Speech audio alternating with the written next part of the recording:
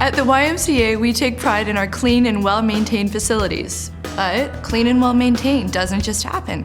So let's take a few minutes to talk about what it is that we do to keep our YMCA centers in such great condition. Hey, nobody really likes to talk about clean, but if we all understand our roles in keeping our facilities clean and well-maintained, then we really don't have to. I think a good place to start is by recognizing that everybody plays a role in cleaning and maintaining our YMCA. That's right, everybody. I'm talking from the center manager to senior staff, to your staff, to your volunteers. Clean culture to me is everybody is working together. Providing service to our members includes keeping our facilities in like-new condition, and a commitment from every YMCA staff and volunteer to be a part of this culture is essential for success.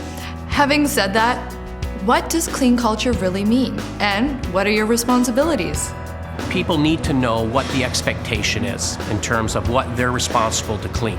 So the maintenance cleaning department, if you look at the type of equipment that they're using, such as high-speed burnishers, high-pressure power washers, the types of chemicals that they use, one wrong use of a chemical can actually destroy and cause terrific damage to a surface.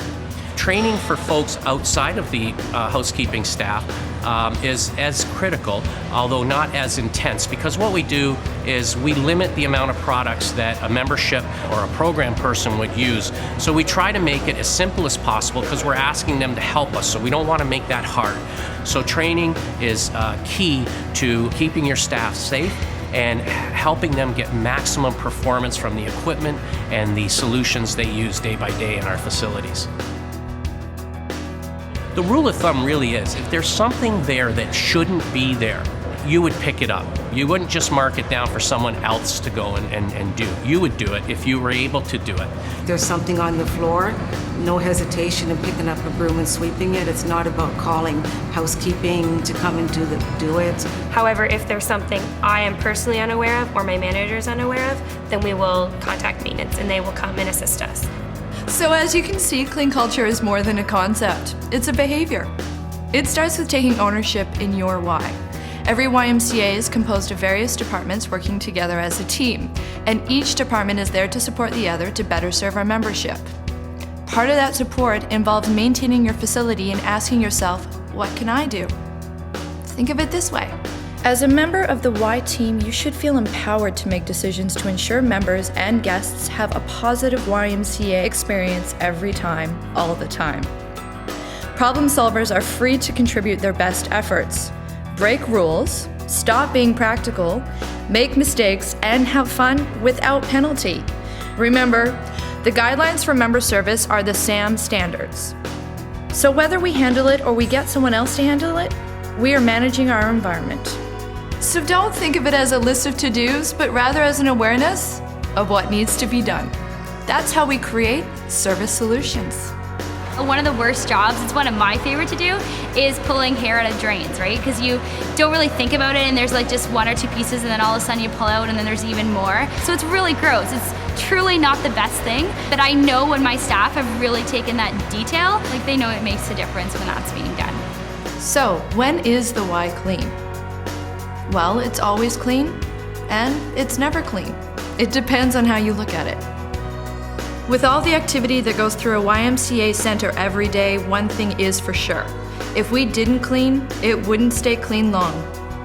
A good habit to get into involves looking at the Y through the eyes of our members. Chances are, if you notice something, so have they.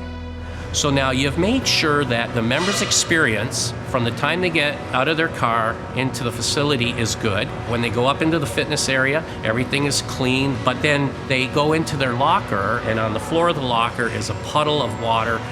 That will diminish their experience in our YMCA facility, and everything we did that was good will be negated by that one experience that we didn't hit the mark on. If we're engaged with the facility, then we can detect issues before they become problems. This not only satisfies our members, but it keeps our facilities in like-new condition. At the end of the day, the YMCA is a community. It's all about relationships. You're encouraged to interact with members and ask them how their visit is going. Are there any issues? Oftentimes, members won't say anything until they're approached. This is a great way to show that we care, manage our assets, and keep a safe environment for everyone.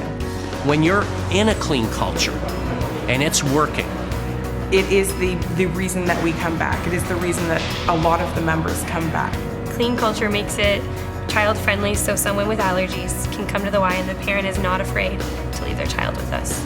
My children are my life, and it needs to be safe and clean and healthy for them to come. The cleaner it is, the happier we are to be here because it's a nice clean environment to come to. When I leave here, I feel like a million. Keeping it clean demonstrates that we care and respect our members, and we are being responsible to maintain the facility and equipment for the future, but most importantly, it demonstrates our service commitment. An interesting thing happens when we help others. It makes us feel good too. That's part of what clean culture is all about. In fact, it's a huge part of what the YMCA is all about, to strengthen community by working together for the greater good.